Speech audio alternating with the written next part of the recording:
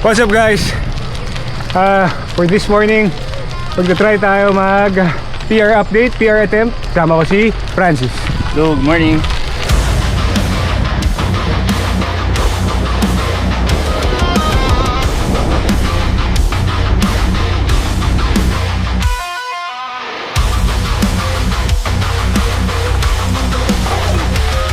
Yeah, so nandito ulit tayo sa Puting Bato.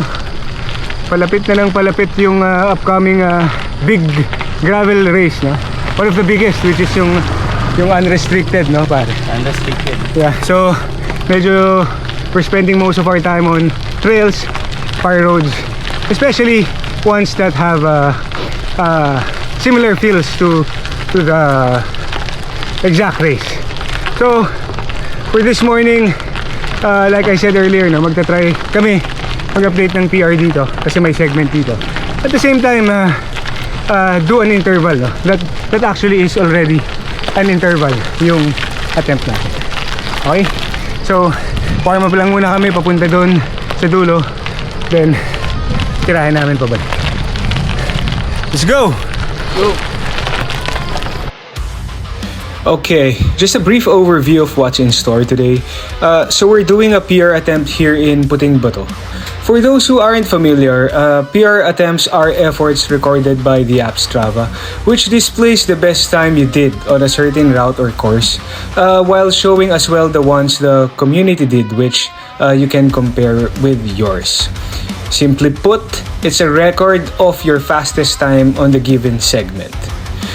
So for this session, we're doing this segment, Puting Bato, Roman Rojas to Marcos Highway. No? It's 6.7 kilometers long with 142 meters of climbing. So nasa Roman Rojas na kami. Yan na yung papasok ng trail sa kaliwa. Mag-PR attempt na tayo / interval. No? So, good luck! Ingat ha! Ingat tayo! Pag ganito, gusto ko may music pang motivate, pang gigil. Metal syempre. So my intention was to enter this segment fast, kaso ayan, may mga tao sa kaliwa, so I had to move to the right. Medyo matagtag, tas medyo basa pa, no? So nahirapan ako mag-speed. Also, may parating na corner dito, so I had to slow down as well. I noticed na yung sync ng Garmin tsaka nung data dito sa Insta, no? Medyo hindi at sync. So ayan, ngayon pa lang nag-pick up yung speed, 29 kph. I'm trying to also get my heart rate up, no, to the threshold level or lower zone 4 man lang, no, since this is a long segment. So yan, the heart rate's picking up fast, no.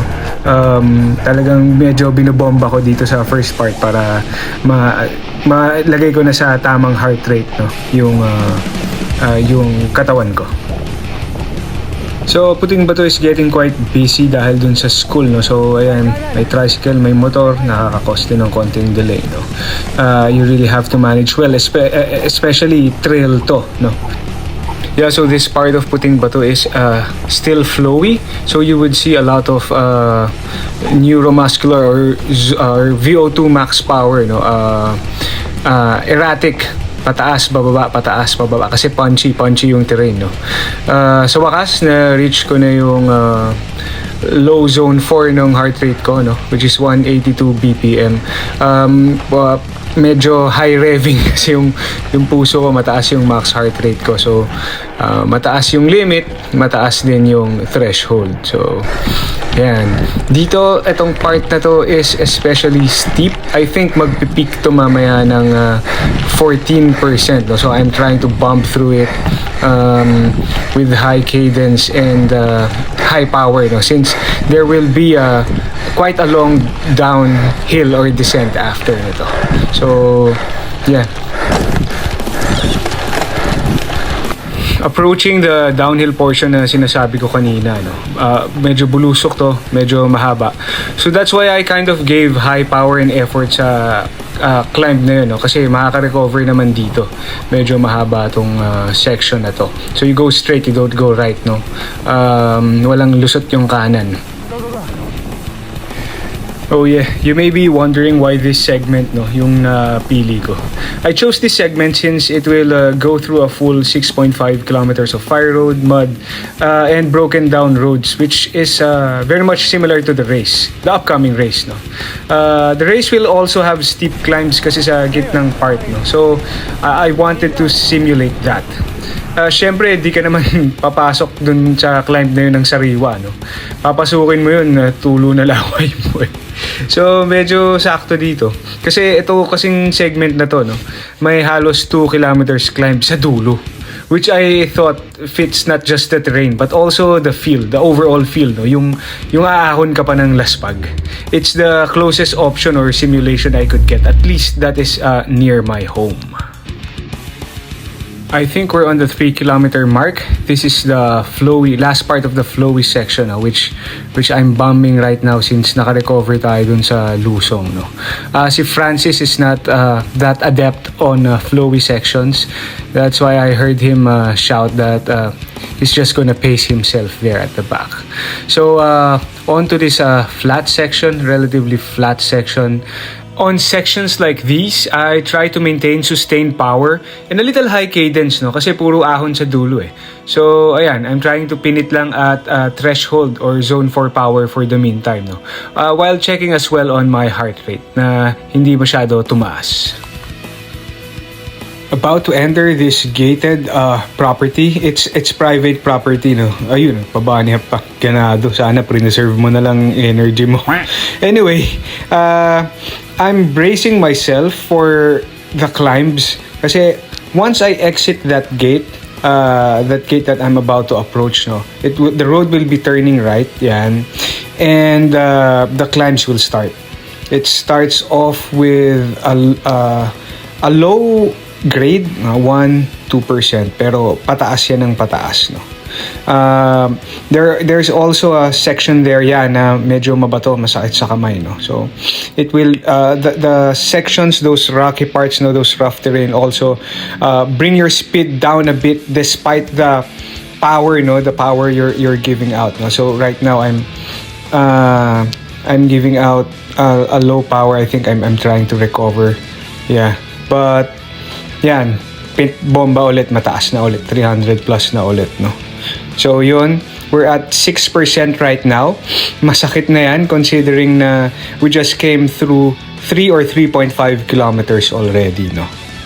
If you're still with me, guys, I do hope you could click that like and subscribe button, which will really help. Actually, mas motivate than help, no. That will motivate me really for more future similar work to come. Your appreciation really is worth the time and effort I give these videos. Maraming salamat. Okay, so back on the PR attempt. We're still on a climb, 3-4%, no? Heart rate is at eksaktong nasa threshold, no? While power, medyo VO2 max ko yan, no? Ubus na rin yung tubig ko, no? I only bought half a bottle para hindi mabigat. Yeah.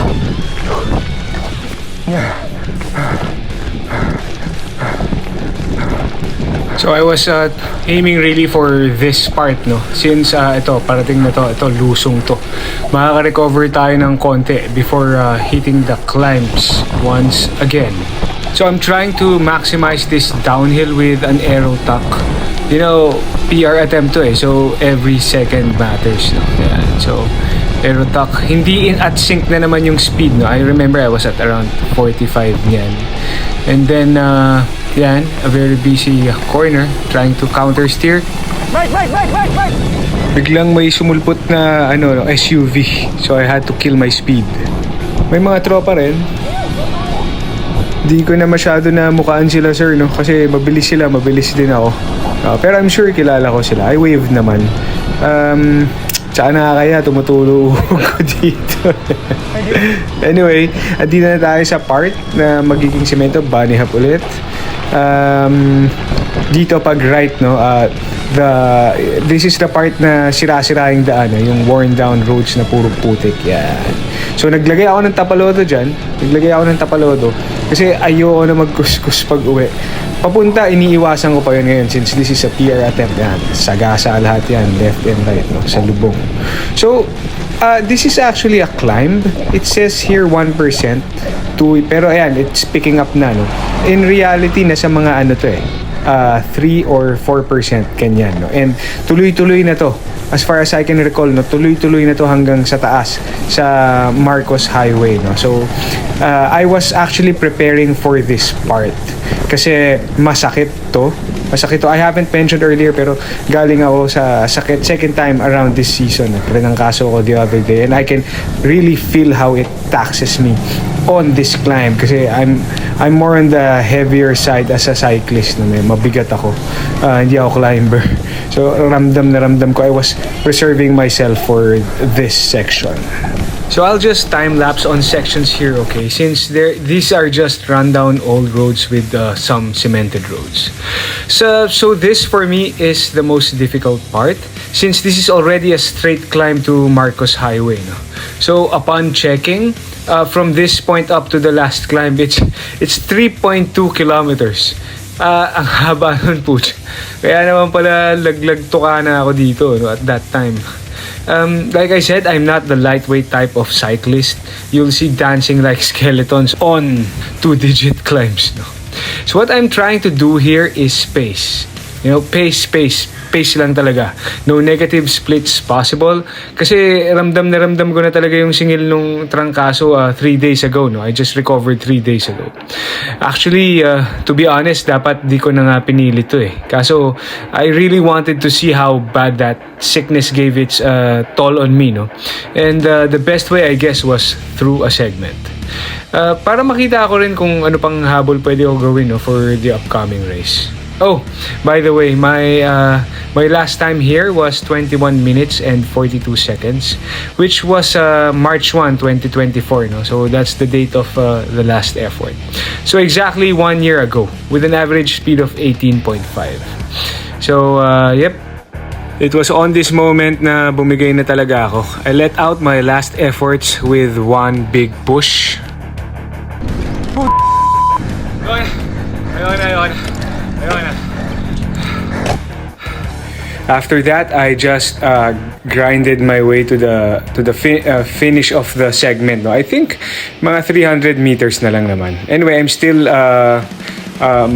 producing good power pero yan bumaba na. 100 plus watts na lang. Tapos yan, tinatry ko ibalik pero wala na talaga. Anyway, I was happy because despite the sickness, no, and the seemingly lack of training, I was still able to hit a PR, no. So from 21 minutes and 42 seconds, nakachamba tayo ng 19 minutes and 32 seconds. So medyo malaki yung agwat nun. Masaya ako dun despite the sickness, no. Masaya na ako dun. So upon close review of other segments within the route, no, I noticed that I am faster this time around on the technical and flowy parts. However, slower on the climbs. We can therefore conclude that I perhaps gained more skill, but on fitness, mas mababa ako this time around. Pero nonetheless, that still gave us a very good result, which is 2 minutes and 10 seconds. I'm happy with that. Pero sa On Coffee na, tapos na yung PR attempt kasama yung mga tropa. Si Jack, si Kuya Bordy, saka si Lance. Hello. And so, dito kami sa Ahon lang, chill lang. Attempt ako ng PR. Dun sa Puting Bato. Interval session ko na rin yan. Okay naman. Pero, tapos pa rin. Looks like it. Yung PR na yun. Hindi, wala. Malayo pa. Malayo pa rin sa mga lakas at kagwapuhan niya. Top 10. Okay. So, dito na kami sa residence ko, no, sa Kainta. Sama ko si Francis. Morning. Tsaka andito si Jerome. Si Jerome sa taga-Taytay. I'm sure most of you kilala niya. So, naka-schedule kasi kami magpa-maintenance din ng bikes. Ako nagpalit akong goma. Ayun. From Sinturato M na flat kasi nag-try ako mag-RC. Mas fast rolling. So, tignan natin kung mas okay para sa karera. I hope it's not too late, no? Kasi papalapatin ako yan. So ano, kumusta ride? Kumusta ride natin? Okay. Ano lang yan, tulin mo sa lusong, nakakatakot. Di ko kaya yun. Takot din ako. Pero kailangan natin masanay sa gano'n eh. Lalo dun sa event eh. No, Jerome, problema kasi dito sa atin, wala nang ibang ano eh, no? Wala ibang route. Wala ibang gravel route na pwedeng laro. Talagang puting bato lang eh. Okay na rin yun. Anyway, sige, I hope na aliw kayo dun sa naging ride namin ni Francis today. Aliw kayo manood, mawalwal kami, no? So, kung nakatulong yun, naaliw kayo in any way or manner, I hope you guys could like and subscribe. Okay? Tama. Final words. Let's go. Thanks guys. Let's see you next time.